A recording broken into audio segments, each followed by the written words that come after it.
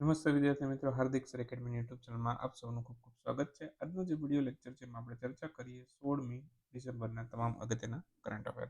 Video શરૂ કરું એ પહેલા કરંટ અફેરની ઈ બુક જોઈતી હોય જૂની, તો જૂના 1 વર્ષ સુધીની ઈ બુક તમને માત્ર ને માત્ર 499 મળશે. એન્ડ્રોઇડ એપ્લિકેશન ડાઉનલોડ કરો, સર્ચ કરો પ્લે સ્ટોરમાં, હાર્દિક સર એકેડમી મળી જશે. શરૂ કરીએ આજના 16મી ડિસેમ્બરના કરંટ અફેર. વિડીયો થોડોક સ્પીડમાં રહેશે, બરાબર, કેમ કે છેલ્લા 1-2 દિવસના કરંટ અફેર બાકી રહી ગયા છે. તો બધું આપણે આજે એક જ દિવસમાં પૂરું થાય એવો ટાર્ગેટ છે, બરાબર. તો આજે 16મી અને 17મી તારીખનો વિડીયો આવી જાય. 18મી તારીખનો વિડીયો આજે 18 તારીખ છે, તો આજે રાત્રે 9 વાગ્યા સુધીમાં અપલોડ થઈ જાય એવી મારી ગણતરી છે, બરાબર. તો આજે તમે 2 વિડીયો શાંતિથી જુઓ ત્યાં સુધીમાં 18 તારીખનો વિડીયો સાંજ સુધીમાં આવી જશે. ઓકે. 22મા દિવ્ય કળા મેળાનું આયોજન છે એ કયા સ્થળે કરવામાં આવેલું છે? 22મો દિવ્ય કળા મેળો એનું આયોજન હાલમાં દિલ્હી ખાતે થયેલું છે. ઓપ્શન સી જવાબ થશે. 22મો દિવ્ય કળા મેળો દિલ્હી ખાતે ઉજવાયેલો છે. દિવ્ય કળા મેળો છે એની આવૃત્તિ યાદ રાખજો, 22મી છે. આયોજન કોણ કરે છે? સામાજિક ન્યાય અધિકારિતા મંત્રાલય આયોજન કરે છે. આવી જ રીતનો એક હુનર હાટ મેળો હોય છે, એ માઇનોરિટી અફેર મંત્રાલય આયોજન કરે છે. સરસ આજીવિકા મેળો હોય છે, એનું આયોજન ગ્રામીણ વિકાસ મંત્રાલય કરે છે. આ બધા મેળાના આયોજન કરનારા મંત્રાલયો ઘણીવાર પરીક્ષામાં પૂછાય છે, બરાબર. જીપીએસસીમાં તો ખાસ આવે છે. ઓકે, એને ખાસ યાદ રાખીશું. વર્લ્ડ આયુર્વેદ કોંગ્રેસ 2024નું આયોજન કયા દેશમાં થયેલું? વર્લ્ડ આયુર્વેદ કોંગ્રેસ ભારતમાં થઈ ઉત્તરાખંડના દેહરાદૂન ખાતે. રાજ્ય પણ પૂછી શકે તમને, ઓપ્શનમાં રાજ્ય પણ આપે તો ઉત્તરાખંડ, બરાબર. તો ઓપ્શન સી જવાબ છે. ભારતમાં આયોજન થયું વર્લ્ડ આયુર્વેદ કોંગ્રેસનું ઉત્તરાખંડના દેહરાદૂન ખાતે આયોજન થયું હતું. કેટલામી આવૃત્તિ હતી? તો કે 10મી આવૃત્તિ હતી. કેટલા દેશોએ ભાગ લીધો હતો? કે 54 દેશોએ. 54 દેશોના 350 પ્રતિનિધિઓ ભારતમાં આવેલા હતા. આયોજન કોણે કર્યું? વર્લ્ડ આયુર્વેદ ફાઉન્ડેશને, બરાબર. અને આ વર્લ્ડ આયુર્વેદ ફાઉન્ડેશન છે એની સ્થાપના વિજ્ઞાન ભારતી દ્વારા કરવામાં આવી હતી, અને વિજ્ઞાન ભારતીની સ્થાપના છે એ 2011માં થઈ હતી. એની થીમ શું છે વર્લ્ડ આયુર્વેદ કોંગ્રેસની? Digital health and Ayurveda perspective, બરાબર. તો એની થીમ છે. ફીફા દ્વારા કયા વર્ષના ફૂટબોલ વર્લ્ડ કપનું આયોજન સાઉદી અરબમાં કરવાની જાહેરાત કરવામાં? ફીફાએ એનાઉન્સમેન્ટ કર્યું છે કે 2034નો જે વર્લ્ડ કપ છે એનું આયોજન સાઉદી અરબમાં થશે, બરાબર. તો 2034માં આ ફૂટબોલના વર્લ્ડ કપનું આયોજન સાઉદી અરબમાં કરવામાં આવશે. ઓકે, ફીફાએ એનાઉન્સમેન્ટ કરી દીધું છે. હાલમાં જ ફીફા દ્વારા ઘણી બધી એનાઉન્સમેન્ટ થઈ છે, તેમાંથી કયા કયા વર્લ્ડ કપ ક્યાં આયોજન થશે એ આપણે જોઈએ.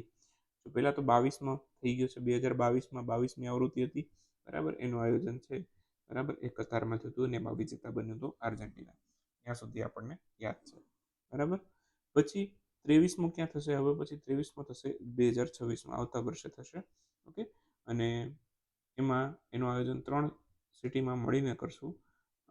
અમેરિકા, મેક્સિકો અને કેનેડા, 3 દેશોમાં મળીને આયોજન. એવી જ રીતે 2030માં 24મી જે ફીફાની પુરુષ વર્લ્ડ કપની આવૃત્તિ છે એનું આયોજન 3 દેશમાં થશે, સ્પેન, મોરોક્કો અને પોર્ટુગલ. અને 2034માં માત્ર એકલું સાઉદી અરબ જ આયોજન કરશે, એ 25મી આવૃત્તિ હશે. ક્લિયર? આ 4 ક્વેશ્ચન તો બેઠે બેઠા આવી ગયા, બરાબર. એક સૌથી પહેલો જીકેના સંદર્ભમાં પૂછી શકે કે સૌથી પહેલી આવૃત્તિ ક્યારે થઈ? 1930માં થઈ, ઉરુગ્વેમાં રમાઈ હતી, વિજેતા પણ ઉરુગ્વે બન્યો હતો. વિશ્વ ફૂટબોલ દિવસ સૌથી પહેલી વાર 2024માં ઉજવાયેલો છે, 25મી મે, બરાબર. તો એ પણ પૂછી શકાય એવો ક્વેશ્ચન છે. વિજય દિવસની ઉજવણી ક્યારે થઈ હતી? વિજય દિવસ છે એ 16 ડિસેમ્બરે ઉજવીએ છીએ. 1971નું ભારત પાકિસ્તાનનું યુદ્ધ હતું, એની યાદમાં આપણે વિજય દિવસ ઉજવીએ છીએ. તો 3 ડિસેમ્બર 1971ના રોજ છે યુદ્ધની શરૂઆત થઈ હતી.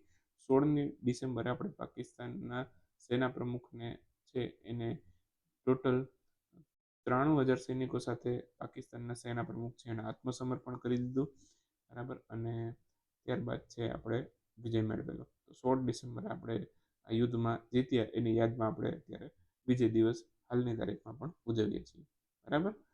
બાકી 1971માં જ બાંગ્લાદેશ છે, બરાબર, પાકિસ્તાનમાંથી અલગ થઈને એક દેશ બન્યો હતો. ઓકે, એના પછી થોડાક જ સમયમાં 1972માં 2 જુલાઈ 1972માં સિમલા કરાર પણ થયેલા હતા. એમાં ઘણી બધી આપણે પાકિસ્તાન સાથે શરતો પણ રાખેલી હતી. સિમલા કરાર 2 જુલાઈ 1972માં સિમલા કરાર થયા. સિમલા કરારની તારીખ પૂછી શકે છે, ઘણી વાર પૂછાય છે પરીક્ષામાં. સદર ઉત્સવની ઉજવણી હાલમાં જ કયા રાજ્યમાં થઈ હતી? સદર ઉત્સવ છે હાલમાં જ ઉજવાયેલો છે તેલંગાણામાં. તેલંગાણાના હૈદરાબાદ ખાતે સદર ઉત્સવની ઉજવણી થઈ હતી. બરાબર. આ તહેવારને દુનાપોથુલા પાંડુગા તરીકે પણ ઓળખવામાં આવે છે. દુનાપોથુલા પાંડુગા. બરાબર. આ સદર ઉત્સવ છે તેલંગાણાના હૈદરાબાદમાં ઉજવાય છે. તેલુગુ સમાજ છે આ તહેવારની ઉજવણીના ભાગરૂપે અહીંયા ભેંસની પૂજા કરે છે.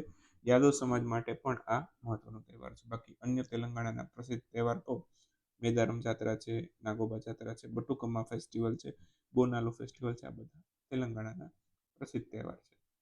તેલંગાણાના બધા તહેવાર આવી ગયા. માંથી એકાદો કલા સંસ્કૃતિના સંદર્ભમાં પણ ક્વેશ્ચન આવી શકે છે. ખેલો ઇન્ડિયા વિન્ટર ગેમ્સનું આયોજન કયા રાજ્યમાં થશે? અગાઉ આવી ગયો, પણ એમાં મેં ખાલી લદ્દાખ જ લીધું હતું. એકચ્યુઅલમાં લદ્દાખ જમ્મુ કાશ્મીર બંનેમાં થશે. બરાબર. તો ઓપ્શન એ અને બી બંને આપણા જવાબ છે. તો થોડીક આવી જ ઇવેન્ટો યાદ રખાવી દો તમને. Khelo India winter games Jammu Kashmir અને લદ્દાખમાં થશે. જમ્મુ કાશ્મીરના નવા મુખ્યમંત્રી બની એમને યાદ રાખી લેશું, ઓમાર અબ્દુલ્લા. જમ્મુ કાશ્મીર અને લદ્દાખ બંને 31 ઓક્ટોબર 19 રોજ છે કેન્દ્ર શાસિત જાહેર થયેલા હતા. બરાબર. બાકી ખેલો ઇન્ડિયા યુથ ગેમ્સ છે બિહારમાં થશે. ખેલો ઇન્ડિયા પેરા ગેમ્સ છે બિહારમાં થશે. યુથ ગેમ્સ માટે ગુડિયા છે, બરાબર, એ મેસ્કોટ છે, એક પ્રકારની લગભગ ચકલી છે. ઓકે. બાકી 37માં નેશનલ ગેમ્સ ગોવામાં થઈ ગયા, 38માં હવે થશે, એ ઉત્તરાખંડના અંદર કરવામાં આવશે. 1 જાન્યુઆરી 25ના રોજ કયા દેશને યુરોપિયન શેન્ગેન ઝોનમાં સામેલ કરવામાં આવ્યું હતું? તો રોમાનિયા અને બલ્ગેરિયા બંનેને સામેલ કરેલું. આન્સર આવશે રોમાનિયા અને બલ્ગેરિયા બંને. ઓપ્શન સી આપણો જવાબ થશે.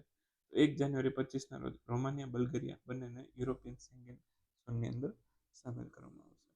બાકી રોમાનિયાની રાજધાનીને યાદ રાખીશું બુખારેસ્ટ, બલ્ગેરિયાની રાજધાનીને યાદ રાખીશું સોફિયા. હમણાં જ નાટો છે, બરાબર, 32મો સદસ્ય દેશ બન્યો. નાટોનો 32મો સદસ્ય દેશ છે સ્વીડન બન્યો હતો. ઓકે. બાકી નાટોનું હેડક્વાર્ટર બેલ્જિયમના બ્રુસેલ્સમાં છે અને નાટોની સ્થાપના 1949માં થઈ હતી. આવા જ હું તમને થોડાક દેશો યાદ રખાવું કે જે હમણાં જ કોઈક ને કોઈક સંગઠનમાં જોડાયા છે. જેમ કે એશિયન ડેવલપમેન્ટ બેંકનો નવો સદસ્ય ઇઝરાયલ બન્યો હતો, યાદ છે ને બધાને? બ્રિક્સના નવા સદસ્ય દેશો ઇજિપ્ત, ઇથોપિયા, ઈરાન અને સંયુક્ત અરબ અમીરાત એટલે કે યુએઈ.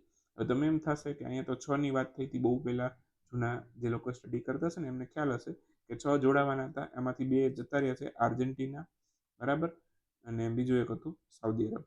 બંને ના પાડી દીધી કે અમારે બ્રિક્સમાં નહીં જોડાવું. બરાબર. તો એ 2 પણ હતા. ક્યાંક ક્યાંક અમુક કરંટ અફેર વાળા છે ને જૂનું લેતા આવે છે. બ્રિક્સના 6 સદસ્યો જ ગણે છે હજી. બરાબર. ભૂલી જાજો હવે. બરાબર. નવા 6 નથી આવ્યા, જૂના 5 હતા, નવા 4 આવ્યા. બ્રિક્સમાં ટોટલ 9 સદસ્ય છે, આ ધ્યાન રાખજો. ઘણા 10 કહેશે, ઘણા 11 કહેશે, બરાબર. તે બધું ભૂલી જાજો. 9 જ છે બ્રિક્સમાં. નેક્સ્ટ એનડીબીનો નવો સદસ્ય દેશ અલ્જેરિયા બન્યો. એસસીઓનો નવો સદસ્ય દેશ બેલારુસ બન્યો છે. G20નો નવો સદસ્ય દેશ આફ્રિકન યુનિયન બન્યો છે. આ બધા ખાસ ધ્યાનમાં રાખજો. લેટેસ્ટ છે આ બધું. ઓકે. આ બધું યાદ રાખજો. હેરી મિશેલ એવોર્ડ 2024 નીચેનામાંથી કોને સન્માનિત કરવામાં આવ્યું છે? તો આના માટે વિભવ કુમાર તાલુકદારને સન્માનિત કર્યા છે. તો ઓપ્શન સી જવાબ થશે. હાલમાં જ હેરી મિશેલ એવોર્ડ આયુસીએનની સ્પીસીસ સર્વાઇવલ કમિશન દ્વારા જાહેર કરવામાં આવે છે. મળ્યો છે ડોક્ટર વિભવ કુમાર તાલુકદારને. 2004માં હેરી મિશેલના નામ ઉપરથી આ એવોર્ડ શરૂ કર્યો છે અને મગરને બચાવવાના કાર્ય કરતા હતા. કોણ? હેરી મિશેલ. બરાબર. બાકી ડોક્ટર વિભવ કુમાર તાલુકદાર છે કયા રાજ્યના છે? આસામના છે. અને એમનું દ્વારા ખોલવામાં આવેલું એનજીઓ છે એનું નામ છે આરણ્યક. પશુઓ માટેનું છે આરણ્યક.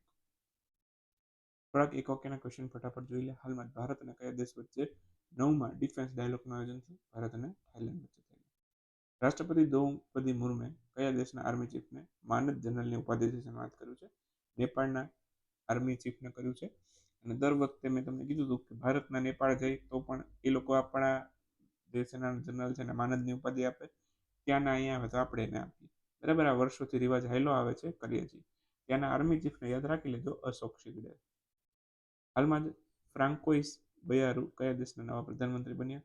જે જૂના હતા, બરાબર, એમના ઉપર વિરોધ થયા, બરાબર, નીકળી ગયા, રાજીનામું આપી દીધું અને પછી ફ્રાન્સના નવા પ્રધાનમંત્રી બન્યા ફ્રાન્કોઇસ બાયરુ.